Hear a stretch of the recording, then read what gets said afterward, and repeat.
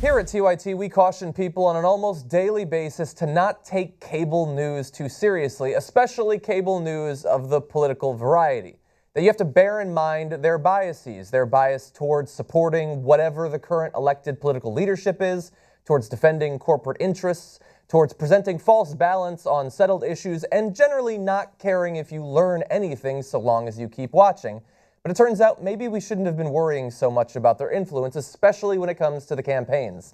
Let's take a look at the most recent data on where people are getting political information about the presidential campaign that we're in right now.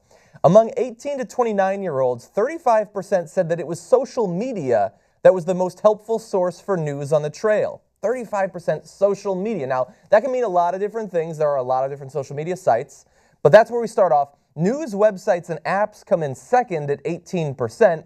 News websites, apps, they would probably classify us as one of those, although many people do discover our videos through the aforementioned social media.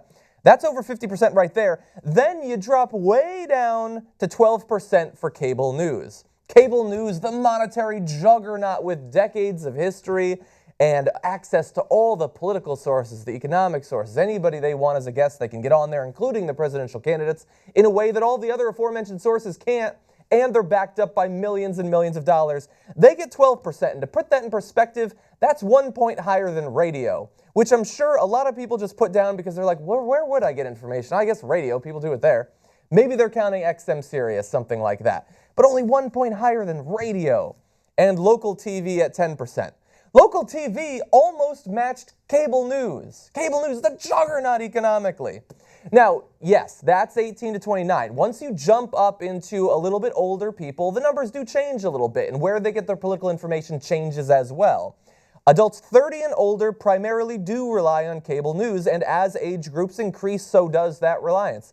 For people 50 and older, they listed television as their top three sources, with cable TV at 43%, the nightly news on networks at 17%, and local TV at 10%. So you see cable TV, the difference between 18 to 29-year-olds and those above 50 could not be larger, almost literally. And a lot of people are taking this information and they're just looking at the population at large, and they're saying, well, cable news is at 24% if you poll everybody, and that's sort of interesting, I guess, for a headline. But we're interested in the future, and in the future, it isn't people who are 65 years old. They're all well and good, they're Americans, they should vote, they should be involved in all that. But the 18 and 29-year-olds are going to be voting in a lot more elections than people who are 65 right now. And so while cable news does still have quite a bit of influence, partially based on tradition, partially based on their position in the marketplace, and partially based on the millions of dollars I keep coming back to, most of that influence is on people who already have a very good idea of what they believe politically in terms of their values and how they're going to vote when it comes to elections.